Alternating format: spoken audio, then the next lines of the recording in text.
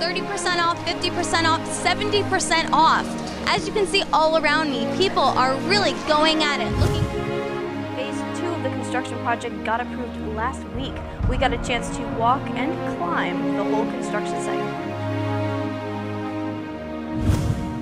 Breath because we just reached the summit of Mount Tapachao. It is a rainy, slightly foggy Friday morning, and there's a service going on right behind me. Let's go check it out.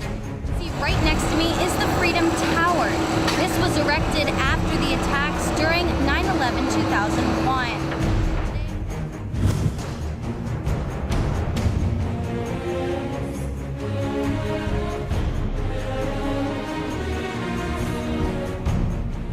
Commonwealth Utilities Corporation pipeline project funded by Department of the Interior is ahead of schedule and more than 50% complete.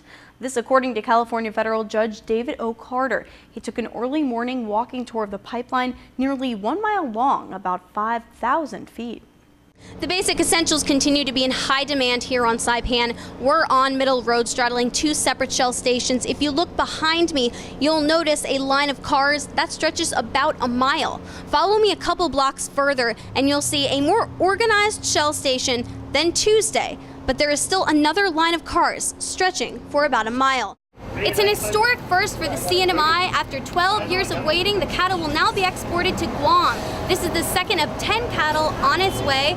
So we're driving around Cagman 3. One of the residents tells us this garbage has been here for 3 months. Typhoon debris has not moved. The mayor's office came by about 2 months ago and still has not picked up the garbage. Are you ready for some football, CNMI? When I think about football, it's in some pretty cold weather. But here in the Pacific, the CNMI Sharks are heating up their plans. The sound you're hearing right now is the water flowing into the 1 million gallon Puerto Rico tank. This is called a gate valve, and by gravity, this is how the water is coming in. They come here to this property. The owner tells them, while you wait for final approval, why don't you just cut the grass? So they did. Fast forward to Wednesday, August 27th. Let's take a look. Clothes on the rack. Go a little lower on the floor.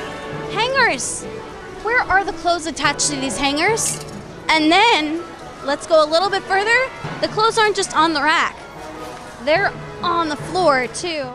The spire that I'm pointing to now makes this Freedom Tower 1,776 feet tall. Now, the cross has made it to the top of Mount Tapachao, but now the challenge begins. Environmental officials are on alert over the last 2 weeks after 2 credible sightings of brown tree snakes by the airport are reported.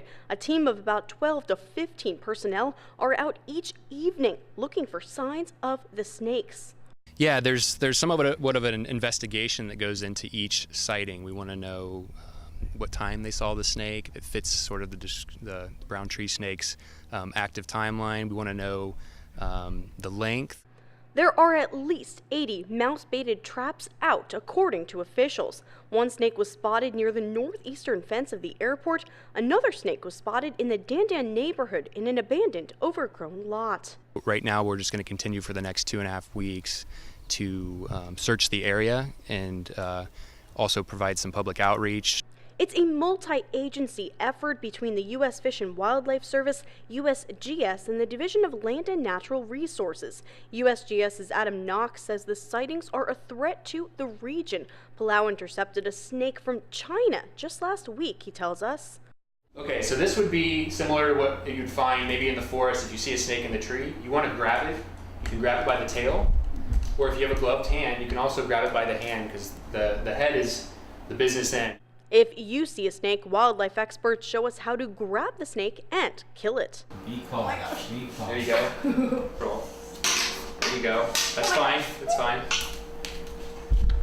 Just like that. Now hold it down. Just like that. Yep. Now you have it, and then somebody can either chop it in half or stomp on the head.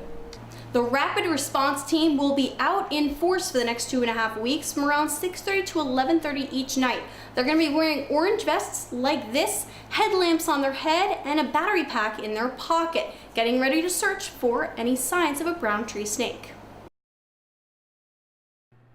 After a series of turns to get the C-130 in place, the loadmaster at the back of the plane gives the go-ahead to the passengers seated on the ramp to push the Christmas package out.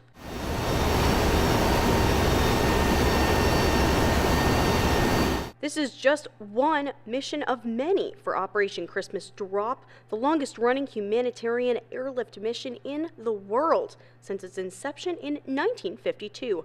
Lieutenant Colonel Andrew Campbell. There's no question that Operation Christmas Drop also provides my crews with some world-class training.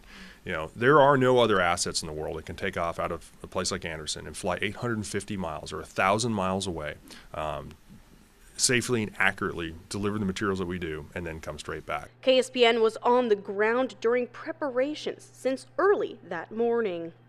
Operation Christmas Drop is in its second to last day. We're here on the flight line as crews are getting ready to load the supplies for today's mission. A navigator on the C-130, William Cox, got a special surprise during one of his missions. They said that the kids of the island had a message for us and said, stand by, and so we waited a second, and they came on and started singing Merry Christmas and thank you very much to us, which was just really cool. I think everybody just kind of had a little mini tear-up session for a moment. Once we reached a cruising altitude of 17,000 feet on the way to the objective, it was nothing but blue sky, white puffy clouds, and ocean in our horizons. When Santa 6-2 got close to the objective, it was time to get to the designated drop zone. Our mission was to drop in the island's Pig and the Farallop Atoll.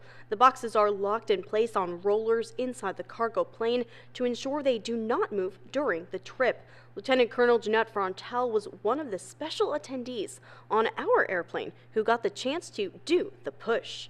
We did. They seemed really excited to get this box. They get once a year, and they were all waving and excited. And as soon as the box dropped, you could see them all running out towards the box, so that was cool. Watch, you got behind you, line them up!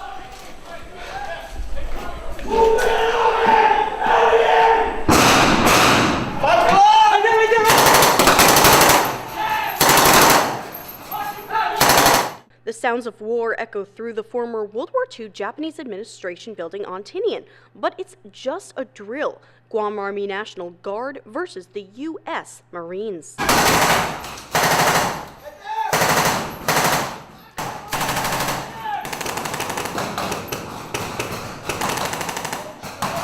The process right now is we, as the Guam National Guard, we're playing in the opposing forces. We're currently occupying this objective, and the Marines Infantry Division is coming in to attack this position and to seize it. Just as the guardsmen were defending the administration building for a possible 360 attack, the Marines descend on the objective from all directions.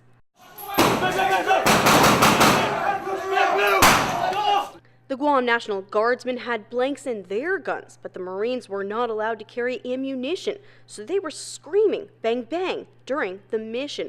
Marine Captain Philip Rigaud. We weren't allowed to carry ammo, so we didn't have any feedback mechanism on whether they got killed. So it's a little bit difficult on a drill without system rounds, the paintball rounds, or blanks with a laser tag. 2 MV-22B Ospreys were key to the mission. They dropped the Marines off before they began reconnaissance into the thick jungle. You're just going really fast, and then when you're about to start landing, descending, then you can definitely feel it. When the place is finally secured, it's time to take a breather from training. Training for real life events. Both parties did well.